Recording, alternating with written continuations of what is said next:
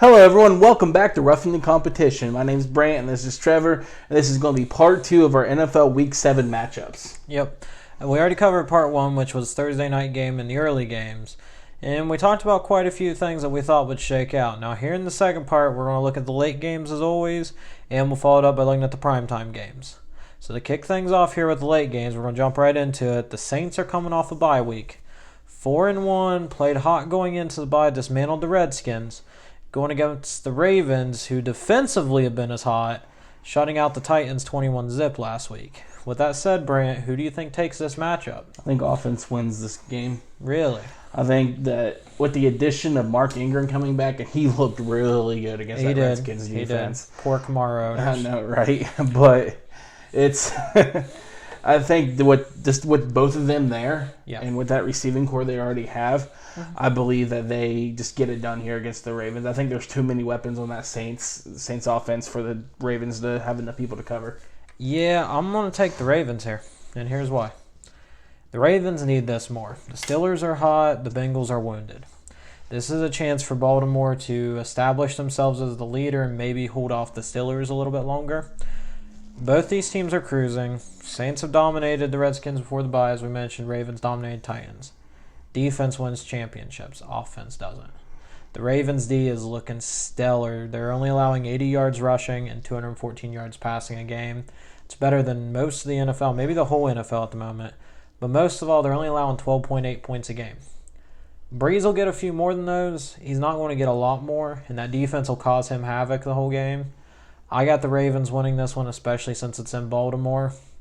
I just think it's time for the Ravens to get going. All right, we'll see. Yeah, now let's go to this one. Oh, dear God. Here we go. San Fran's coming off a close game the other night against Green Bay, and unfortunately they get 6 days of rest before they go and play play LA. Man, I want these teams to go back home. Anyways, they're going to play the Rams, who have been hot and played well against Denver. Denver made it close late, but really the Rams controlled that whole game. Do you even give the 49ers a chance in this one? I really don't. They continue the roll. Even though people seem to start, actually realizing what the Rams are doing and trying to combat it and making the games close, they seem to still keep pulling these games out. Yeah. Even if the 49ers somehow keep it somewhat close. Yeah.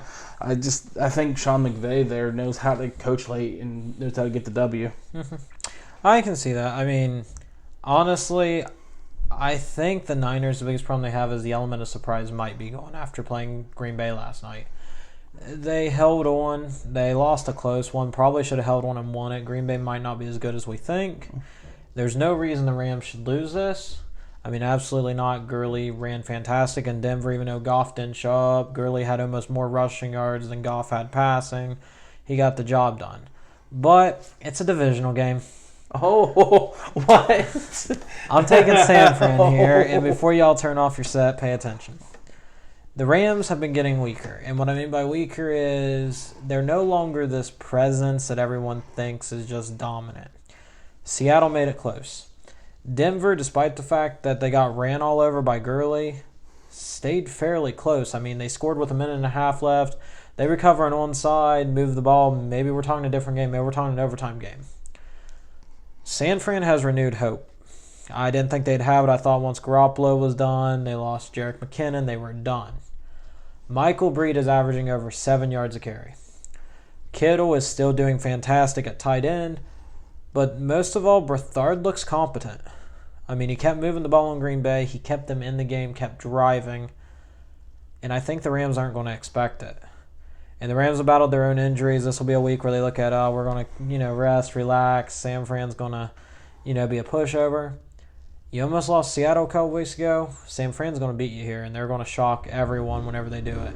It'll be ugly. Probably be 21-14 type of game. San Fran gets the W, and they're the upset of the week by far and away. Holy. Yep. All right, let's go on to a fun one, though. Cowboys and Skins. This might be the most hated game in America. It also might be one of the biggest rivalries of all time. Skins and Cowboys both battling to stay with the Eagles, fighting for the NFC East. Who do you think stays with them? I think the Redskins stay there. Yeah. Alex Smith is proving that he has some left in the tank. He's winning games, the close games, especially last week against the Panthers. Yeah. And they held McCaffrey down to a little bit. I mean, they kept him under 100, which was big. Which is pretty big. And if they can keep Zeke underneath 100 this week, I think they're going to win. Yeah, I'm not going to differ from you on it. And all I'm going to say on this is, for really both teams and most all the Cowboys, reality sucks. You beat Jacksonville last week. You shouldn't have beat Jacksonville last week. That offensive line's terrible. They didn't move the ball, and you took advantage of good field position, which is good.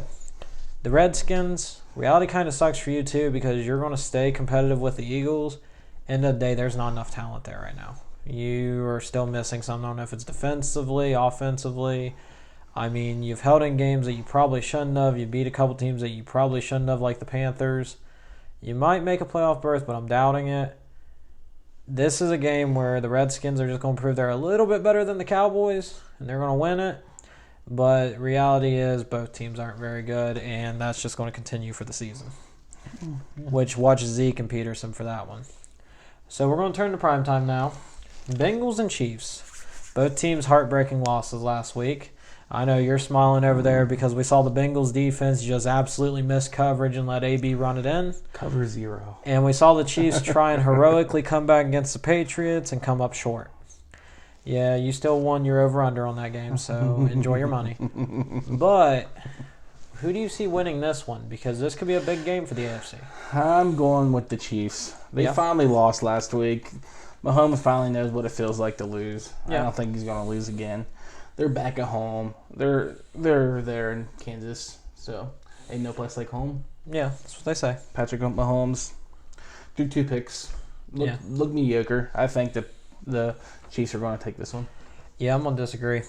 I know I picked them last week, and they came up just short, but they should have won that game. I mean, William Jackson played awful over the top coverage, which allowed AB to escape and score. The Chiefs are exhausted. You just had a marathon with the Patriots. A game that you should have won, a game, honestly, you needed to win to get rid of some of those demons in your closet. The Bengals, meanwhile, just lost a game that they, honestly, going into it, thought they were going to win. You could tell they kind of played a little lazy in spots. Especially, like I said, that coverage at the end of the game was lazy. They're tired, they're beat up, but they ain't exhausted like the Chiefs are. And the Chiefs are going to think that the Bengals are going to kind of fall over for them.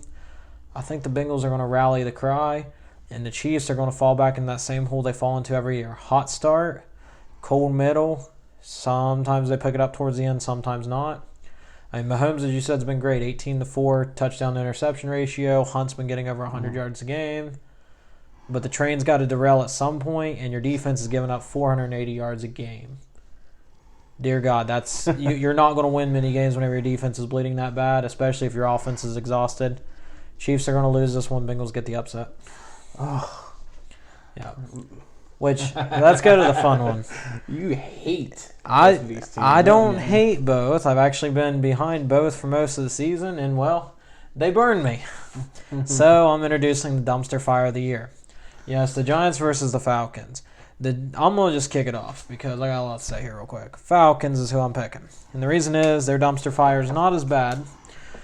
Their dumpster fire is injuries. We're talking Deion Jones, Ricardo Allen, Keanu Neal, Andre Levitre. That's big positions. They just can't cover the gaps in time. Devontae Freeman going out hurts a lot because now Coleman's kind of by himself. Maybe Ish Smith picks it up, not looking like it.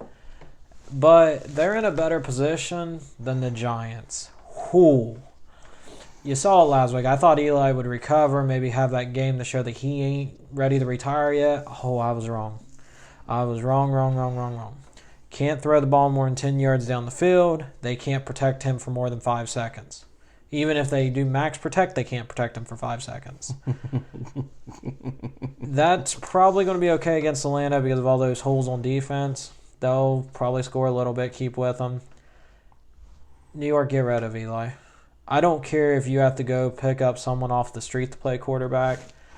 Do OBJ and Barkley a favor. Get rid of Eli. And if you're Atlanta, win this game and find a way to fix your holes. It's almost trade deadline. Trade a couple of those picks. Your window's small with Matt Ryan. Help him out. Go get him a guard.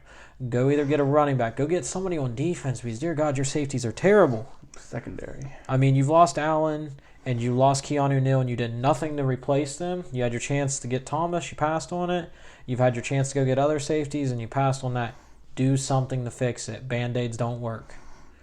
I mean, I'll just keep praising it, which, with that said, who do you got in this one? I'm not going to disagree with you. And I also think True Font has been dealing with some little bit of injury, He has. too. He's been in and out. He's been playing through a lot of, and if he's not there, then it's just who is there is the question. I mean, you got Ty McKinley going down each week, it's scary how much their defense is missing, but I think their offense is just way too good for the Giants. And OBJ, Barkley, you're going to be in for a rough couple seasons. Yeah, I mean, unless they get rid of Eli now, you're in trouble. Which, that's going to wrap this up, but I think you wanted to make a point about somebody on bye this week. I got a pick. It might be controversial. It's not going to be controversial. I got the Steelers against the bye. I'm going with 20 points. Okay, I think that's a safe bet. I'm going with 20 points. Anyways, do you think the Steelers are back? I don't. I think they're borderline to being back. I don't think Le'Veon helps your case any. Get a middle linebacker, dear God. I'm going to keep preaching it. Go get a middle linebacker. I can't disagree with that one. If you get that, then you won't be Atlanta. You'll be fixing your holes. So get a middle linebacker, and maybe you can compete with the Chiefs and the Patriots. Well, the offense and that hasn't really lost a step. But the offense has been good. But Artie Burns, you need to step it up. Yeah. All right, guys. That's the end of Week 7. Another fun week. Hopefully the games are as good as they were last week. We're starting to see the playoff races shake out here. Maybe get an idea of how they're going to go. We'll be doing CFB later this week, looking at some matchups, talk about some of the interesting things that happened this weekend in college football. And other than that, guys, have a great week. See you later, guys. Follow us on Twitter, follow us on Facebook. Hit that subscribe button. Let's see if I can hit it again. Can I hit it again? Go for it. He thinks there's a button there.